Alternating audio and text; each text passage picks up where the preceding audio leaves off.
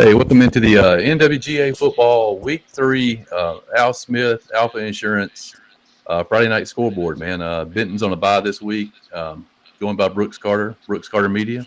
How's it going, Brooks? Good, Lawrence. How are you, man?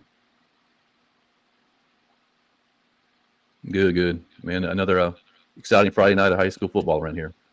Hopefully the last hot one for a while. Yeah, I'm hoping for that too. Had some good rivalry games this week. Some pretty tight, some not so tight at all. I'm sitting here watching End of Ringgold and Heritage right now. I've had a couple of delayed games here. I'm hoping we get past that. This has been a weird start to the year. I was just telling you off air, but some of these either playing on Saturday, kickoff, it's getting delayed. And I don't remember this happening this many times in a season ever.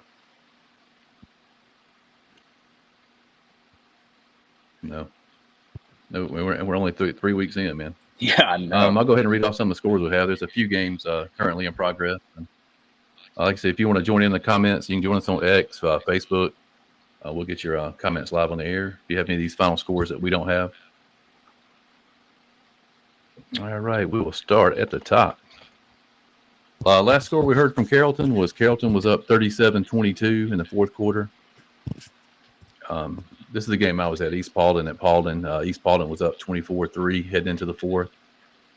North Paulding beat Harrison 26-23, a nice rebound there for North Paulding. Cartersville shuts out Hateville 24-0. Central 45-21 over Hiram. Cass shuts out Adairsville 49-0. Cedartown was up big on Alexander 56-21 in the fourth. Northwest Whitfield, man, beats Dolphin 12-0. East Jackson 37-10 over Dawson County. Hart County loses to Lumpkin County 28-25. Gilmer stops a 2-point conversion in overtime by Pickens and beats the Dragons at Pickens 35-34. Habersham 31-28 over White County. Calhoun beats Westminster 28-20. Ringgold over Heritage 17-14 late in the fourth. We probably have that one final before I get through reading all these scores. Dade County shuts out Lafayette for their first win of the season 35-0. Darlington 49-7 over Ridgeland. North Cobb Christian, man, keeps the defense rolling with a 48-0 win over Collar Creek. Bannon County, man, they started out big. I think they were up 35-0 at halftime for a 42-7 win over Union. Bowden, man, somebody made Bowden mad first game of the season. They're on a roll. 37-10 over Bremen. Greene County 25-3 over Haralson County. Heard County, man, goes up to the North Carolina mountains and drops a close one 29-27. Model beats Coosa 23-13. Christian Heritage 21-14 over Pepperell. Trine beats Temple 42-15. Our Murchie goes to 2-0 in the season with a 34-18 win over Cherokee Christian. And Gordon Central with their second win of the year, man, going to 2-1. Shut out Josie in Augusta 37-0. How about that? Was there anything that jumped off the page to you there? Was there any surprises? I'm sorry, I was distracted. Heritage just attempted a 56-yard field goal to try to tie the game up. And he had the leg, but he missed the left. I mean, he literally had enough leg to kick a 56-yard field goal. That's Oh. Is it final now? Final or is it No. There's still about a minute left in the game, but it was fourth down, and I mean, my God, to even have the confidence to try to kick her out for a 56-yard field goal. I mean, that would have tied the game up. That's wow. I mean, that's last kicker I've seen in high school in our area that could do something like that was Adam Griffith at Calhoun. I think he hit a 49-yarder in the state title game against Buford. Yeah, I saw a guy tonight at East Paulding, Schaefer, Landon Schaefer. He's a Rice commit. He kicked a 50-yarder tonight. A Rice commit. Interesting. It's I'm not sure if you're familiar with Josh Pate, but I think what is he college football YouTuber guy says if rice is food, not a college football team. But he's got to be smart if he's getting into Rice. But no, what do you think about East Paulding tonight? Obviously, they had kind of the eye-popping win last week against North Paulding. Yeah, they're just a solid team, especially on offense. And the number 7, Javen Parker, great north-south runner, man. They just give him the ball, and he's 4 or 5 yards to carry. Tough kid. And then you got the quarterback back there, man, Chance Bownight. I think he only carried the ball 2 or 3 times, but he had 2 65-yard touchdown runs. He's only 5'11", about $160, man. But if he ever gets behind you, he's gone. And obviously the defense played pretty well. I mean, holding Paulding County to 3 points there early in the 4th. I know they come to Barron Stadium in a couple of weeks, so it'll be a good game. Yeah, I'd say so. That'd be a really good game. Looks like Ringgold's kneeling the ball down here. They should be winding this one down and moving to 3-0. I think this will be their second straight win over Heritage after losing to them 5 times in 6 years prior to that. So back-to-back wins for them.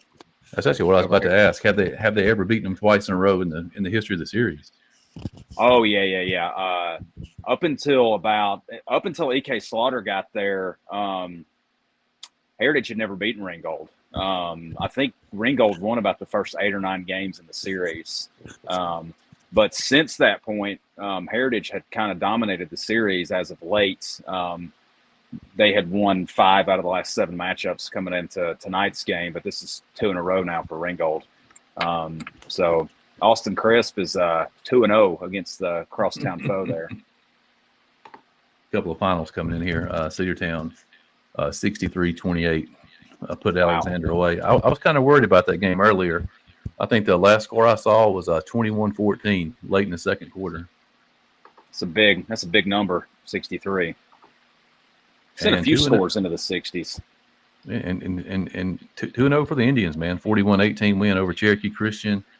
I know they play Southeast Whitfield next week, looking to go 3-0. Yeah, good start to the year for them. And I would expect them to go to 3-0.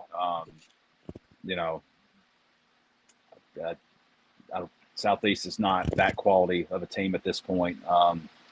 So I would expect them to be pretty heavily favored in that game. I don't know when their region play starts, but that would be a really good record going into region play. Yeah, I know Southeast was my upset pick of the week this week, and I saw they lost to Murray County 37-10, man. That's a huge win for the Indians. Yeah. I think that's probably was one of Murray County's best chances to get a win this year. As they get, I think that they started their region play last week and then had a non-region game, but they'll be region play throughout the rest of the year. And I'm learning pretty quickly with my team that I work for with Cola Creek. It's going to be a pretty stacked region. Rockmart we haven't seen win a game yet, but I would still consider them the favorite. North Cobb Christian's 3-0, Ringgold's 3-0. I think North Murray will get tougher and tougher throughout the year. I think that's a 7-2A. I feel like there's a clear separation between the top and the bottom right now. You got a whole group of undefeated teams and then a group of some teams that haven't won a game yet. I'm going to pull up the schedule for next week before I read these scores off one more time, just to look at, because I'm thinking, if I'm not mistaken, Ringgold and Rockmart play next Friday night. I've got the helmet schedule. Let me pull it up. It kind of looks like we have a final from Carrollton. Carrollton 44, Rome 22. Kind of looked like the Wolves hung around with them for a while, man, but there's only so much you can do with Juju in the bunch. Yeah, that was my upset pick. It was probably just me being optimistic. I kind of had it as an emotional pick there, August 30th. September 6th will be next week. You got Rockmart and Ringgold. Rockmart's on the road at Ringgold, so that should be a big game. Huge game. Yeah. I'm sitting here looking at the schedule. Murray could get a win next week. They go on the road to Union, and Union has I think Union's in a similar I don't think Union scored a point this year. Well, they scored 7 late tonight. Oh, did they? Okay, I thought they'd Yeah. gotten shut out. Yeah, late in the fourth, they put 7 on the board, but it didn't look too good for them earlier. Yeah, that should be an interesting game. But that's I would say that's an early headliner next week for next week's slate is Ringgold and Rockmart. Yeah, I'm thinking I think next week is the Cartersville Cass game also. I mean Cartersville Calhoun game, which isn't as big as it has been the last few years, but it's not a region game this year like it's been the last couple of years. With Calhoun being down in 3A. Calhoun wound up holding on with Westminster. Is that right? I know they were up 28-9 at one point, and then it was 28-20 in the fourth quarter. That was the final. It was 28-20. So 20. Yeah, that's say what you want about Calhoun. I mean, they've not had this eye-popping start to the year, but they've scheduled really well out of region, kind of like Rockmart. And I think that's going to pay dividends for them long term, especially in that region. I'll tell you the score that jumped off the page the most to me tonight was Cass over Daresville. I did not expect that game to be an absolute rout. Yeah, what was the final? 49-0? Was that the final? I mean, that's a shocking score to me. I mean, Daresville won back-to-back region titles. We know the talent that they've got. I think that speaks way more to how good Cass is. I mean, I'm starting to think that Cass could maybe even make a run at a state championship. Yeah, I mean, when you look at the Cass lineup from top to bottom, man, you got an Auburn commit on there. You've got West Virginia. Probably a few others on there that I can't remember right off the top of my head. But, I mean, you're looking at a college team, you know? Yeah, and I mean, I think with the I think the winner of Cass Cartersville wins that region. But I think whoever the 2 seed is will probably with the power ranking. No, I guess that's 4A, so they'll still be a 2 seed. I got to get that ingrained in my brain that 4A is not. Yeah, how about the top 3 seeds in that region are going to be Cass, Cartersville, and Cedartown in some order. I wouldn't want to play any one of them in the first round. Yeah, and I mean, Cedartown, they've been pretty good so far this year too. I mean, I wouldn't be surprised if all 3 of those teams at least make the quarterfinals. Yeah, Chris, I didn't forget about Cedartown, man. They're on fire this year. They're rolling. The 3 C's there in that region. Yeah, that's. I would not be shocked if all 3 teams made the state quarterfinals. I wouldn't be surprised if one of these pair of those teams wound up rematching in the state semifinals. Speaking of a team that's playing a tough schedule early on, the Purple Dragons, they're 0-3 right now. Played some tough games. Next Friday night, they'll host the Cedartown Bulldogs.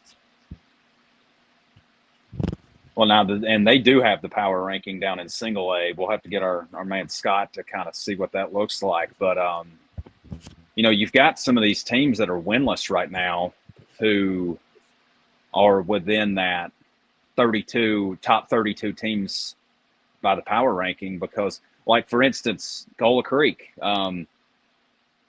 the teams that they've played are a combined 8-0. Mm-hmm.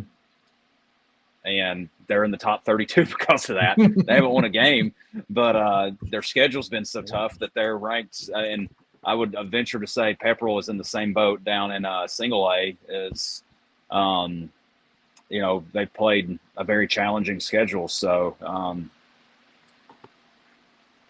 I don't know. There's this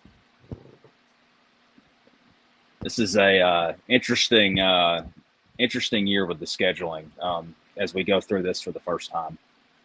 Yeah, if there's any head coaches out there watching, man, I'm just curious. You can comment in a fake name or whatever. But how many guys actually took the power rankings into consideration in the preseason? Yeah, we need a litmus test here, to figure out. Somebody be our guinea pig here. Yeah, Jay Keller said he just got home from the Carrollton Rome game. Juju carved up the Rome defense bad, 6 total touchdowns. He said Rome was undisciplined, at least 5 or 6 dead ball personal fouls at crucial moments. Jaden Harmon is a dude for Rome. You can kind of expect that, man. Rome's been off for a while now. A couple of weeks, first game out. I'm sure the adrenaline was flowing. Pressure was huge down there at Carrollton. Yeah, that was my concern with when I picked him. I said it was my emotional pick of the week, but I think with that, you knew there was going to be some very high emotions. I don't know if maybe Rome came out pressing a little too hard. Maybe it sounds like it. Because there's certainly a thing as being too hyped up for a game, and maybe that was the case for Rome at points tonight. All right, let me go through these scores one more time for all those that just jumped in. I will start back at slide numero uno here. Like I said, Rome, Carrollton. Carrollton, the final there, 44-22. Juju was 6 touchdowns. Last score we got on East Paulding was up 24-3 in the fourth. North Paulding rebounds well with a 26-23 win over Harrison. Cartersville, 24-0 shutout over a top 15 Hapeville team. Central, a big win for Central, 45-21 at Hiram, man. The Lions continue to put up the points. Cass, 49-0 over Adairsville. Cedartown wins 63-28, that game's final. Northwest with a huge win over Dalton, 12-0. East Jackson beats Dawson County 37-10. Lumpkin County 28-25 over Hart. Gilmer beats Pickens in overtime 35-34. Habersham beats White County 31-28. Calhoun rebounds after their week off to beat Westminster 28-20. This game's final now. Ringgold stays undefeated 17-14 with a win over Heritage. Dade County 35-0 over Lafayette. Darlington with a big win on the road 49-7 at Ridgeland. North Cobb Christian 48-0 over Cahulla Creek. Bannon County 42-7 over Union. Bowden big win at Bremen 37-10. Greene County 25, Haralson County 3. Hurd County goes over to Murphy and loses a close one 29-27. Model 23, Coosa 13. Christian Heritage, man, which I think is probably one of the biggest wins of the night for me on this sheet. Wasn't a lot of upsets tonight, but Holden Pepperell 14. Christian Heritage 21-14 over Pepperell. Trine scores a bunch in the second half. I think the halftime score was 14-3 and beats Temple 42-15. Our Murchie moves to 2-0 with a 34-18 score. I think somebody commented earlier the score ended up being 41-18. And Gordon Central moves to 2-1, probably for the first time in at least 6 or 7 years, with a 37-0 shutout over Josie in Augusta. So I want to shout out 3 defenses here. And, if you want to comment and shout out somebody's offense or defense, go ahead. But I want to shout out 3 teams' defenses here. Cartersville has given up 6 points through the first 3 games, had a pair of shutouts. Northwest Whitfield has given up 12 points through 3 games, has had a pair of shutouts. North Cobb Christian has given up 7 points through 3 games and has had a pair of shutouts. That's pretty impressive through the first Absolutely. 3 weeks. Yeah, like I said, I haven't kept stats on it, in the 7 years I've been doing this, but to me it seems like we've had more shutouts the first 3 weeks of this season than we've ever had. I know we had 6 the very first week. Yeah, it's interesting. I feel like some of the teams, especially up where I'm from in Whitfield County, there's a lot of really young teams. You've heard us talk about Dalton. I think I saw a stat tonight. Their game was broadcast on the CW out of Chattanooga against Northwest Whitfield. I think they said 68% of Dalton's roster is freshmen or sophomores. Wow. I mean, that's a glaring number there, and a lot of inexperience. Especially for a 4A school, a 4A school with that many freshmen. Yeah, the 78 players on the roster, and over half of them, almost 2/3 of them, over 2/3 of them are freshmen and sophomores. So, and they've struggled. They've gotten shut out the last 2 weeks. They've struggled to move the football against two pretty quality opponents. But I'm curious if that has anything to do with it. I think we've got several teams that have gotten shut out a time or two this year who have really, a credit to other teams' defenses for sure. But I also think there's a lot of youth and inexperience in our area this year from a few teams as well. Yeah, I got a little shout out here from Dade County. Dade County held Lafayette to 149 total yards tonight. Dade put up 308, 123 yards for Evan Koger on 21 carries, 2 touchdowns. H. Garmany had 153 total yards with a touchdown. And Braden Jones, 4 catches for 100 yards and a touchdown. I know Dade was glad to get in the win column tonight. They've come so close the last 2 weeks. Yeah, no kidding. I mean, I as I said, I think they're too talented and too well coached to start 0-3, and not surprised they got in the win column tonight. So this is you're talking about Gordon Central, first time since 2012 since they've started with well, in that year they actually started 6-0, but it's their best start since 2012. So. That's probably last year they went to the postseason too, right? Correct. Chad Fisher was their head coach, and they went to the playoffs back-to-back years in 2011 and 2012. So, hey, I mean, back before Sonorville got built, they were really talented. I can remember that 7-4A region that they were in with Rome, Dalton, and Northwest Whitfield, Southeast, Murray County. They were all in that region too, and they were a consistent 3rd, 4th seed out of that region every year. TJ Hamilton, who was a former head coach at Gordon Central at this point, was a running back, and most notably Dorian Porch, who went on to play at Virginia Tech, was a standout on that team. So there's been talent that's come through that program. I just think they've kind of had some ebbs and flows, and it's looking like maybe they're on an upward swing here potentially with Lenny Gregory as their head coach. Yeah, this is something you don't want to hear on any Friday night. Jake Keller said he heard on the radio that Bremen quarterback had to be taken off the field in the ambulance. They prayed for him on the radio. Terrible injury. Oh, man. Yeah, that'd be at least the second quarterback from one of our teams that potentially had I'm not a doctor. I don't know what happened, but if that's the case, it sounds like that could be one of those season-ending type injuries.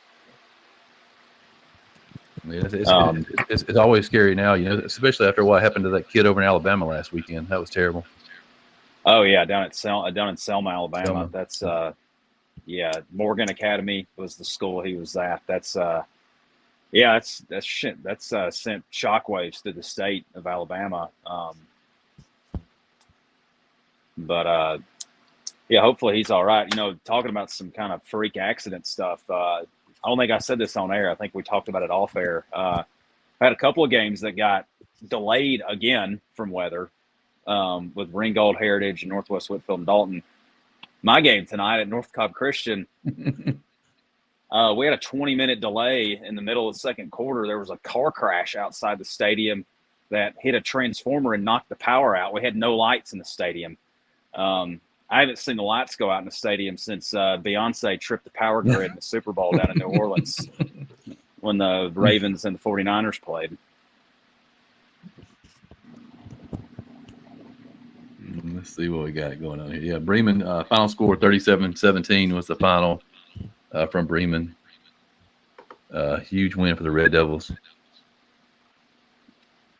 Yeah, I'll be curious to see what Bremen they were had a pretty hefty upper class, like senior class. I've seen them the last couple of years when they were in our region. I'll be curious to see what they've got if this quarterback is in fact out for, if not the season, potentially several weeks. But because they're just about to get into region play themselves, and it's a big loss before you get headed into region play. Yeah, I'll go through these scores one more time, and we'll let everybody go. I know tomorrow's a big day, man. College football starts 12 noon. Georgia and Clemson? I know. Who's the Tide playing tomorrow? Western Kentucky. It'll be prime time on ESPN. Yeah, I see your sign back there on the wall. I spent the best year of my life down there before I had to come home and take some academic appreciation classes.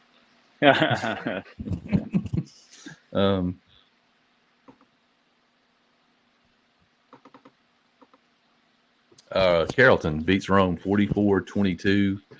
Juju with 6 touchdowns. Like I said, East Paulding was up 24-3 on Paulding County in the fourth quarter. North Paulding 26-23 over Harrison.